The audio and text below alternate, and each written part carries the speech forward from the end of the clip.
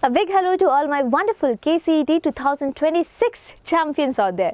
So some of you might be thinking, what champion, ma'am? My first PUC exam itself didn't go well, but let me tell you, or let me remind you one thing with the little experience that I'm having. Setbacks are parts and parcel of our life, and it is going to stay with us. And you know what? When you learn from the mistakes that you do in your life, that's the best way to learn something. You never forget it. So just understand that this is a mistake I did, and probably I have to work really hard for it, because I am going to tell you 1,000 reasons why KCET is still crackable for you, and why you can still achieve your dreams, why you can still get into your dream college.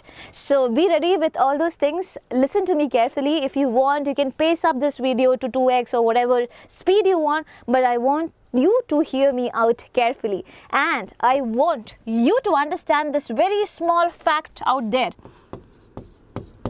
Retry over regret. So you might have regret, I totally get it, but that should not be the end of the story. Okay, you should be having what do you call a feel good, happy ending out there, and that you would be getting when you retry for things. So starting off with the first very important question out there. What went wrong in the first PUC? You should be analyzing the mistake that you did. Without analyzing the mistake, can you solve anything out there? No. So you should understand where you went wrong. So whenever I show you a point out here, you have to check. Have you done that in your life? Is this the reason probably why I didn't score great in my first PUC? And is this the reason that I should be completely avoiding and moving on for my second PUC for my better results out there? Okay, so that's why I want you to reconcile over here. The first point that we have is, you skip the basics. Did you actually skip your basics while you entered into your first PUC? Were you totally jammed with so much syllabus such that you didn't go ahead trying to understand the basics? Was that a reason for your setback? Or probably was there no consistency? Are you that person who probably studies for a week and then takes an off for 3 weeks and then directly studies a day before the examination? So you know, even I know, I have been in 11th grade once, okay? So I know the syllabus is pretty huge. There are a lot of things yet to be studied, and when you wait for just a day before the examination, you would obviously not be able to finish it. So was that a reason for your setback? Or probably you didn't do enough question practice. So I have seen children out there who work really hard, okay, studying the theory and things like that. They take time to sink things in, but they do not do enough question practice, and that also creates a big problem out there, because when you see new type of questions out there, you get panicked and you might not be able to do that great on the day of examination. So was that a reason? Or the next thing, take these things very seriously, okay? And fourth thing, okay, was there too much distraction? Are you a person who have used your mobile phone like for n number of times while studying? Or probably you were into some gaming application or things like that, or probably some friends, whatever was the reason. Are you someone who got distracted way too much in your first PUC examination? If that's so, then probably we have to solve it, right? So this time, probably when we study, we have to keep the mobile phones away for a little while and then study carefully, yeah? Or probably put your mobile applications in the desktop, such that, because desktop is not something that is easily accessible. You get it? So whenever you get time, you move on to the desktop. Otherwise, your phone would not be having those applications, and it would help you really well. I am not that person who will tell you to basically shut down all the applications, remove yourself from all the applications and stuff like that. No, that depends on person to person. Some people are like that, it works for them, it works well. If at all you are not a person like that, don't try all these stunts out there, okay? Just if at all you want, if you are someone who get easily distracted, I will recommend you to put these applications on your desktop and open once in a while, okay? Just once in a while. So that is one thing. And now the fifth point, you didn't do it the correct way, as in the study and things like that. As I told you, it again falls into this particular category of children who work really hard but do not know the smart way of working things out there. So you might be a person who just studies all the chapters, but my dear children, you have to understand certain chapters have higher priority, whereas certain other chapters would not be having that much priority. So you might have invested like your 2 days for a chapter, but from that chapter only one single question might have come, whereas you skipped the chapter, okay, you skipped the chapter which was difficult for you but still gave you 4 number of questions. You get it? So you need to prioritize your learning. That is very, very important. So these are the common things that is up there. So you, if at all you are able to understand, okay, probably the second point is the one that I am able to relate, and this is something that I need to work on. You have totally understood your mistakes, and now it's time to work really hard against all this thing. You do not want to do it again, right? You're not going to repeat this thing, okay? You're not going to repeat this thing and regret once more. You are just going to retry and get better, okay? So these are the things, my dear children. Now I'm going to tell you, so since you know your mistake and things like that, you understood it, and you understood everything, that is why my exam didn't went that great. Now I'm going to tell you why KCET is still crackable. Even after doing so many wrong things out there in the first PUC, why do you think KCET is still crackable? Is that the first reason, the syllabus is limited and predictable. Now I am telling you in the perspective of other competitive examination right there. For example, for engineering we have JEE, right? The syllabus is vast. I would definitely say, yeah, NCERT and things like that is there, but apart from that also you have to study a lot, and sometimes it comes out to be little unpredictable as well. But for KCET, I'll say, okay, it is comparatively easier, obviously easier than JEE. And if you're someone who wants to study in Karnataka, that's the best option that you have, my dear children. Please understand, it is not something humongous. If you try really hard, you can ace this particular examination, because it is strictly limited to your NCERT and stuff like that. So if you know your NCERT really well, okay, it is going to be really easy for you. Okay, now the next point which is there, why is it still crackable? Objective and concept based, not memory based. So you don't have to write your answers out there. I hope you know that. It's an objective examination. So if at all you have your concepts clear, you might be able to rule out the options out there, and you might be able to give the correct answer. And that is one very important thing. Do not take MCQ question or basically objective questions lightly. It is one big bonus factor that we have. Okay, so KCET is still crackable because of the second reason as well, and the advantage of the timeline. Now we stand in the month of June. The next April we have the examination. So you see, there's a span of basically number of months out there between this time, right? And don't you think it would be really enough for you for completing your PU? Because anyway you have to complete your PU2 by then. And also if you just try to pull out one or each chapter from your PU1, it will be a big help for you guys. So you still have time to plan accordingly.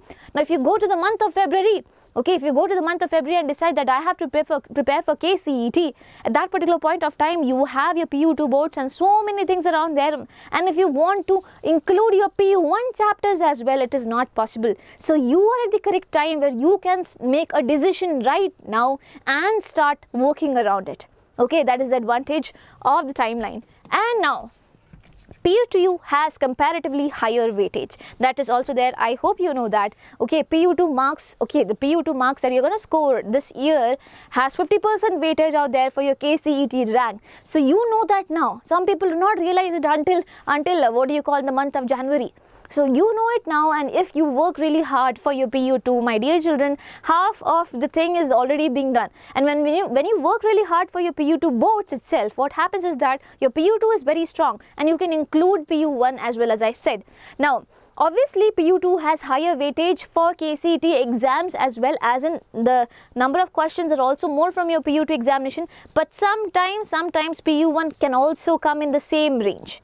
I'll tell you why, I'll tell you how and all with proper explanation when I talk about the different subjects out there. But please understand, having a good hold on PU2 is very important for your ranks. Okay, not just because PU2 questions would be asked, but because whatever you score in your PU2, that plays a very important role in prediction of your ranks for your KCET. So please understand that. Okay, now the next thing, so PU2 is it's just started off, you can still work out for it. So PU1 has got over, that does not matter now. So this is right over here. If you work really hard, my dear children, you know what you're going to get. Now, the best part of the story is, there is no negative marking. Okay, KCET examination does not have negative marking. So if at all you have bare minimum knowledge about anything, and if you give the correct answer, probably you might land up getting great marks out there. So please understand, please utilize all these points out there. Please understand this, let it sink in your mind, and you let it make you believe that you can still crack KCET. I badly want you to give your 100% for this, because I am pretty sure that this time there can be so many KCET champions out there, and we are going to help you really well. Trust us on that. Yes? And my dear children, if you are someone who is having no idea as in what chapters you should be having in priority and things like that, okay, these are the chapters for physics. For each subject you have chapters. So I have put arrow over here. Okay, I have put arrow over here such that you understand that this would be the most important chapter, and going to the, what do you call, the if the importance value decreases a lot over there. But let me tell you, do not skip any chapter. You are not in a point over here. Skipping of chapters is not, okay, is not a choice now. Please make sure you are including all chapters, whether it's PU2, whether it's PU1.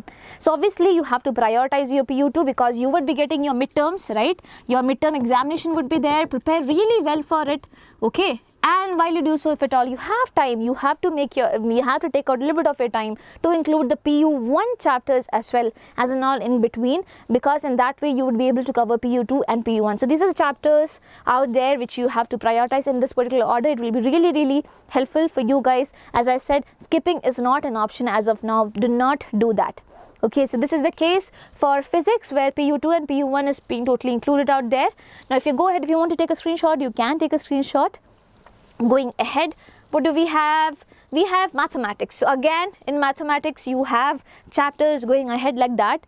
Again, as I said, what you have to do, you have to include both PU2 as well as PU1. Obviously, more priority to PU2, because your midterms and everything would be coming around like here, like in September. The months are gonna go like this, my dear children. So please understand that, okay? At least complete a bit of your syllabus which is coming in your midterm. Be prepared for that. If you want, I'll tell you one very important thing. So all the chapters are already available in our in our YouTube channel. If at all or if you want to study from someone else, please do that. Okay, you know what are the portions that is going to come in your midterm.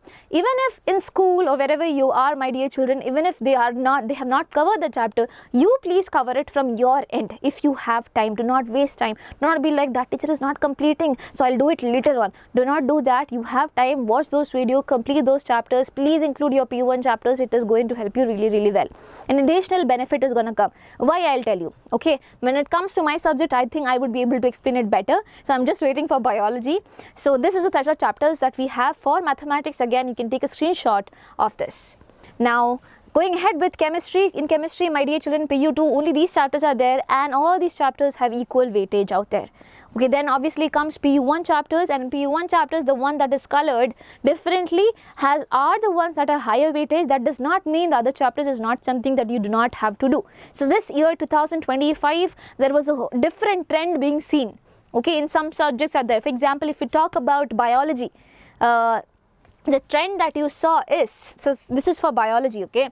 I'll go back so that you can take a screenshot later on for chemistry. So listen to me carefully. In biology, what happened? So you get 60 questions for one subject, right? In biology, obviously majority was from your 12th, but it was like almost equal situation. Like 27 questions probably came from your 11th, and the rest questions came from your 12th, which is kind of equal. 30 is the equal number, and 27 is something. You get it? So this time also we can predict, we can expect something like that coming off. If you are someone who's planned to skip the chapters from your PU1, I don't think it will be a good decision. Why I'll tell you to still prioritize PU2 more is that because one chapter can give you extra question, like 3 question, 4 question, things like that. That is the thing about PU2.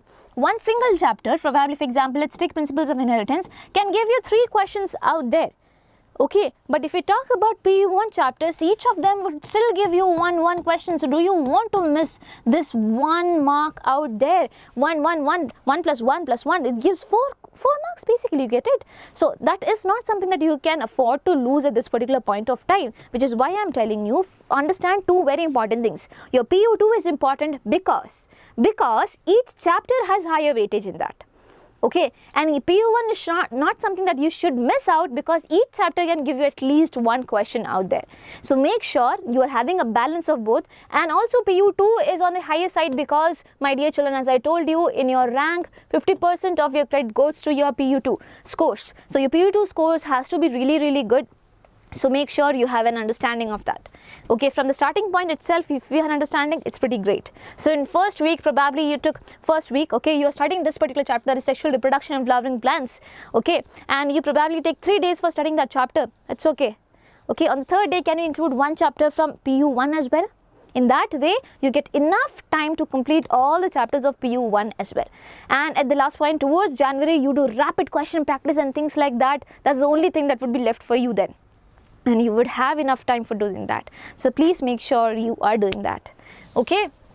Now for children who didn't take a screenshot of this, can take a screenshot of chemistry chapters, and this is about biology. So these are the chapters which gives more number of questions, and these are the chapters which also gives more number of questions, but not as this much, okay, as these chapters out there. And as I said, the trend can go here and there, so I would obviously prioritize all this chapter into like what you call in the same manner, okay, but for PU1 chapters I will try to include one or two in each week or things like that, so that I can cover the syllabus, and I can get that 1 mark that is there for each chapter out there. Okay, so please do that.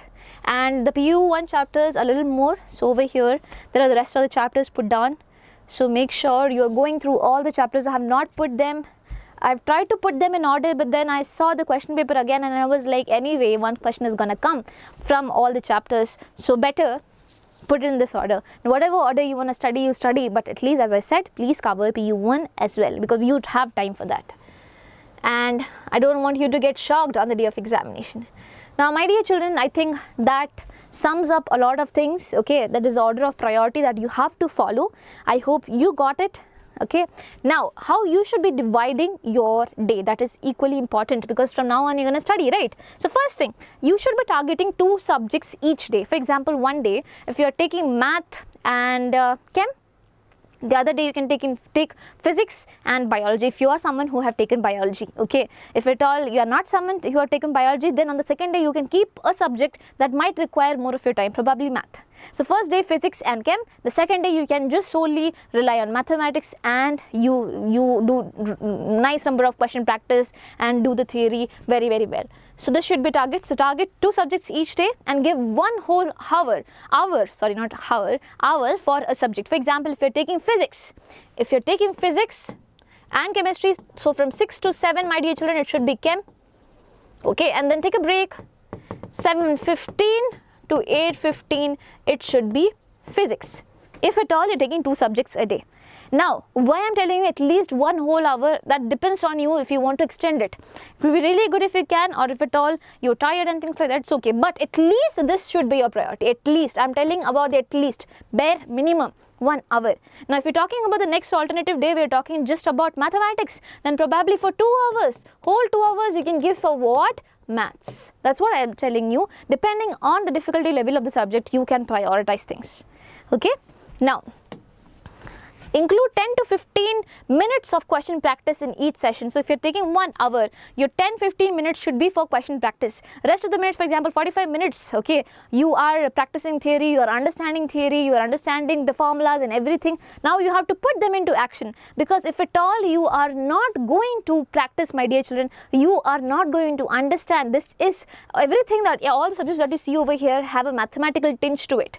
Get it? And until and unless you practice those things, you are not going to understand what mistakes you could possibly do. So for at least understanding that, make sure you're having the 10 to 15 minutes of question practice in each session out there. So 1 hour timer you keep, and then probably 45 minutes timer you keep, and then after that you do question practice until and unless you get tired. It's totally fine. Okay, so you have taken in all the basic stuff that you needed, and then you're putting into question practice, and that can go for an extended hour. That's not a problem. But at least this should be the bare minimum that you should be doing. Now going ahead, before sleeping, have an active recall session. What do you mean by active recall session? So when I was a kid, I used to open the book and I used to read like this. I am telling you that is the worst way of revising things, because you just go through the lines like this. That's the only thing. Active recall is basically when you tell it out loud, okay, or you tell it out loud, or you think that this is something that I studied, okay, after this comes, after this comes. This is what you mean by active recall. You're making your brain actively participate in the process of revision. So make sure you are doing that. It will help you really well, okay. And once you're not able to get it, you're getting stuck somewhere, open your book and check it out. What was it? Okay, so that is really going to help you really well. Now the last thing, on Sundays, revise the content and do at least 2 hours of question practice. So on Sundays that you have, my dear children, what you have to do is, whatever you studied throughout the week, you have to revise it, okay. Compulsorily you have to revise it, because you know what, our brain has a lot of information to store, so it might delete the unused data out there, and I do not want your brain to delete this particular thing which you just studied out there. So which is why revision is very much important. Please revise and at least have 2 hours of question practice on Sundays. And you might be wondering where you might get questions from. You have your NCERT exemplar, you can practice questions from that. You have your KCET PYP question banks, have your question practice from that.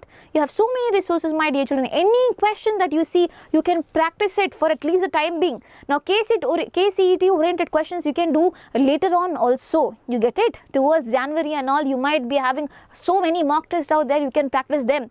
But as of now, prioritize, at least start solving question, have a habit of solving question. So I'll say start off with NCERT exemplar, and then probably you can move ahead with KCET based questions as well. It will help you to gain that confidence. If you start off with questions that probably you might not do at the first attempt, you might feel a bit demotivated. I do not want you to go through that, which is why I'm telling you, start off from NCERT exemplar, move ahead. It will be really helping you so well. Okay, so this is it. And my dearest little children, where is it? Mistakes to avoid for KCET 2026. You saw the mistakes that you did previously, now the things that you should be avoiding. Overstudying without practicing. I told you it's not a smart way of doing it. It's just hard work. So you have to mix your hard work with smart work, and that's when you get the results. Second thing, not revising regularly. As I told you, your brain would be removing all this unused data. So please do not do that mistake. Please revise it often, as much as you can. Now, not studying in the order of priority. Again, smart work. You should be having the order of priority, and according to that only you should be studying, such that you do not lose the most important chapters out there. Now, unhealthy comparison with others. This is what most of you guys might be facing. Okay, and sometimes it might be your parents who are responsible for this, and sometimes it might be just you who are just comparing yourself with a friend out there. But I would recommend you to compare yourself with the previous version of you. Okay, so what you were in 11th should be better, should not be better than what you were in 12th. Get it? You should be better version of you. Every single day or every single year or month, whatever you want to say, you should be better than how you were the previous time. Okay, and I am pretty sure you are going to do that. Okay, and now lots of talking has been done, but I hope it makes sense, my dear children. This is no point I was just blabbering things out there. All of it, I think it made sense, and if at all you also think the same, if at all you are feeling that I am pretty much confident that I can still do it, I can still crack KCET, then do let me know in the comment section that I am going to crack KCET 2026. Wishing you all the best. My prayers and lots of love is with you. So yes, keep going ahead, and if at all you need any help, do let us know in the comment section below. Ta-ta.